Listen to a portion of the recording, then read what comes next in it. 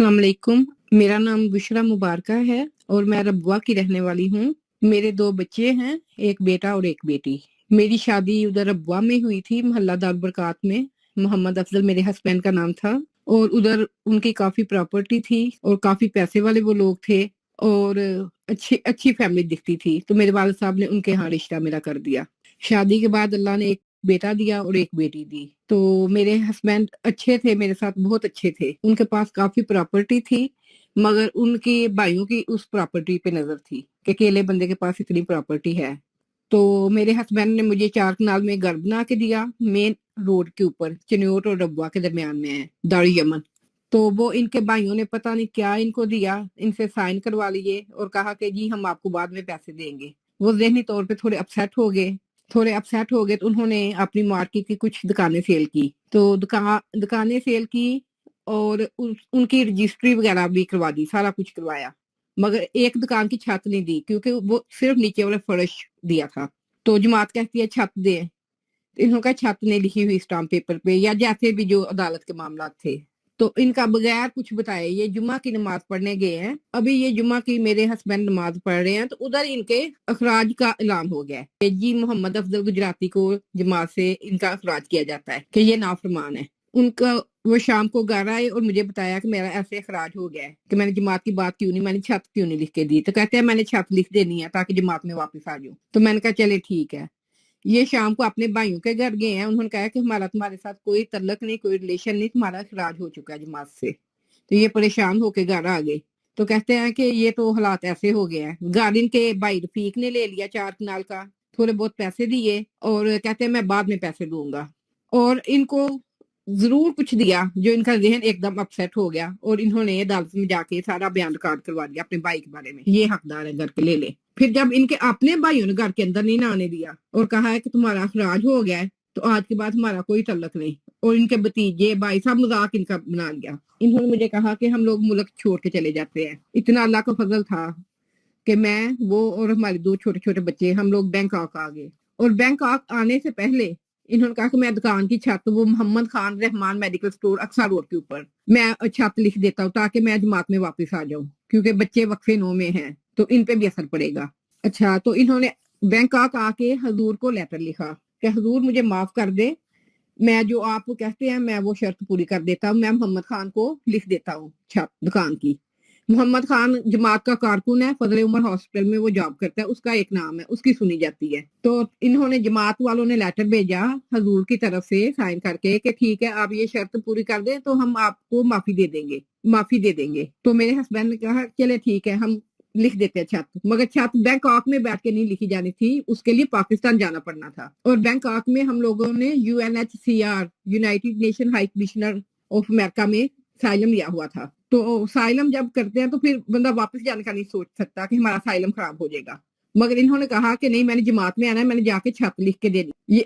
ये मुझे और दोनों बच्चों को लेके पाकिस्तान चले गए हैं और जाके वो छत लिख दी है, मोहम्मद खान के नाम रजिस्ट्री करवा दी है। फिर उधर ही बैठ के हजूर को खत लिखा है कि हजूर मैंने ये छत लिख दी है मोहम्मद खान को, अब मेहरबानी करके मेरा खराज खत्म किया जाए और जमात में मुझे वापस लाया जाए। अच्छा, कोई लेटर नहीं आया, कोई कुछ नहीं आया। हम लोग फिर वापस आ गए बैंकॉक 1 महीने के बाद। ये 2012 की बात है। 1 महीने के बाद वापस आ गए हैं। 2013 1 महीने के बाद आ गया तो हजूर की तरफ से कोई लेटर नहीं आया, कोई कुछ नहीं आया। इन्होंने बड़े लेटर लिखे कि हजूर मैंने सारी शिक्के कर दिया पूरी, मेहरबानी करके मेरा जमात में नाम शामिल किया जाए। तो फिर भी कोई कोई लेटर नहीं आया, ना किसी जमात वाले ने तावन किया, ना कुछ। लोग ऐसे नफरत से देखते हैं ना जिनका जमात से अखराज हो जाए, कि जैसे पता नहीं ये कैसे लोग हैं जिनका अखराज हो जाता है, नफरत करते हैं जमात वाले। तो ये फिर ये 14 अगस्त 2014 की बात है, रमजान का महीना गुजरा है। इन्होंने हजूर को लेटर लिखे कि हजूर मैंने आपकी शर्त पूरी कर दी है, जो जमात की शर्त थी छत लिखने वाली, मैंने मोहम्मद खान के नाम रजिस्ट्री कर दी है, तो मुझे माफ किया जाए। इतना वो स्ट्रेस लेते थे क्योंकि वो पैदाइशी अहमदी थे, मैं भी पैदाइशी अहमदी हूँ। मेरे दादा मिर्जा मोहम्मद इब्राहिम सदर अमीर जमात रह चुके हैं जिला सियालकोट के 40 साल, और अमीर जमात का ओहदा बहुत बड़ा ओहदा होता है, उनकी मैं पोती हूँ। और मेरे अब्बू जी मिर्जा मोहम्मद इस्माइल सेक्रेटरी माल रह चुके हैं दारुल बरकात के। और मेरे हस्बैंड जमात के गर्म कारकुन थे, यानी कि बहुत आगे हो के जमात के काम करते, चंदे देते, सारा सारा निजाम संभाला था। तो ये ना बड़ी शर्मिंदगी फील करते थे कि हमारा केस भी नहीं पास होना क्योंकि मेरा अखराज है जमात से। میرا کیس پاس نہیں ہونا، یہی کہتے تھے۔ پھر حضور کو لیٹر لکھے، پھر میں نے اس دن خط لکھا، پھر میرے دونوں بچوں نے لکھے چھوٹے چھوٹے ہاتھوں سے کہ حضور ہمارے پاپا جی کو معاف کر دے، تو حضور صاحب نے کوئی جواب نہیں دیا۔ تو عید والے دن مجھے کہتے ہیں کہ مبارکہ ان لوگوں نے میرے ساتھ ظلم کیا ہے، مجھے کیوں نہیں جماعت میں لے کے آ رہے، میرے بہن بھائی صاحب نفرت کرتے ہیں کہ میرا اخراج ہو گیا ہے۔ تو میں بہت روئی، میں نے کہا آپ صبر کر لے۔ پھر انہوں نے شوال کے 6 روزے رکھے ہیں، تو بالکل ٹھیک ٹھاک مگر سٹریس میں تھے کہ حضور کیوں نہیں معافی کر رہے، جب میں نے شرط پوری کر دی ہے۔ کہتے میرے سے ساری مارکیٹ لے لے، میں ساری دکانیں دینے کو تیار ہوں، جماعت میں تو واپس لے کے آئے۔ اچھا، تو سٹریس میں یہ گھر سے باہر گیا میرے ہسبینڈ، میں اپنے دونوں بچوں کے ساتھ گھر میں ہوں۔ ادھر سائلم کا بھی ڈر تھا کہ سائلم پاس نہیں ہونا کیونکہ اخراج تھا ان کا۔ دوسرا ہم لوگ پاکستان رجسٹری کروانے گئے، یہ بھی بہت بڑا ایشو بن گیا ہوا تھا۔ ابھی یہ گھر سے باہر گئے ہیں تو 1 گھنٹے کے بعد کال آئی ہے کہ جی ان کی ڈیتھ ہو گئی ہے، ان کو سویئر 3 ہارٹ اٹیک آئے ہیں۔ میری تو دنیا اجڑ گئی، چھوٹے چھوٹے میرے 2 بچے تھے میرے ساتھ۔ ادھر میں کاکرابا 4 ہاسپٹل میں گئی، جماعت والے لے کے گئے سب کو، تو ان لوگوں نے تصدیق کر دی کہ ان کو بڑے سویئر اٹیک آیا، یہ کسی سٹریس میں تھے تو ان کو اٹیک آیا اور وہ فوت ہو گیا۔ میں نہیں مانتی لیکن نہیں، ایسا نہیں ہو سکتا، آپ مشینوں پہ لگائے، ساری رات مشینوں پہ لگائے، مگر اگلے دن تصدیق ہو گئی کہ ان کی ڈیتھ ہو گئی ہے، اور یہ صرف سٹریس لیا تھا کہ ان کا اخراج تھا۔ یہ میرے بچوں کے دل میں بات بیٹھی ہے کہ پاپا کا اخراج کیا تھا حضور نے تو ہمارے پاپا فوت ہوئے ہیں۔ اتنی میں ینگ اور اتنے چھوٹے چھوٹے میرے ساتھ 2 بچے، اور ایسے میں بیوہ ہو گئی۔ جب یو این او والوں کو پتا چلا وہ لوگ فوری آ گئے، ان لوگوں نے سارا دیکھا کہ ان کے سامنے سارا کچھ ہوا ہے کہ ایک بندے نے سٹریس لیا، اسے 3 اٹیک آئے، سویئر ہارٹ اٹیک ہوئے ہیں، تو ان کی ڈیتھ ہو گئی ہے۔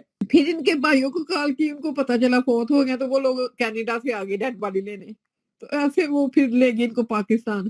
جب پاکستان ان کو لے گئے، جب جماعت سے اخراج ہوتا ہے تو وہ نہیں تدفین کرتے نا، جماعت کا وہ جو ہمارے قبرستان ہے، شہیدوں کا قبرستان، عام قبرستان، ہشٹری مقبرہ، یہ 3 قبرستان ہے ہمارے احمدیوں کے، مگر ان کی تدفین کر دی کہ ان کے بھائی چندے وغیرہ بہت دیتے تھے، جماعت میں ان کا نام ہے، تو شہیدوں کے قبرستان میں میرے ہسبینڈ کو جگہ مل گئی، جی شہید ہے۔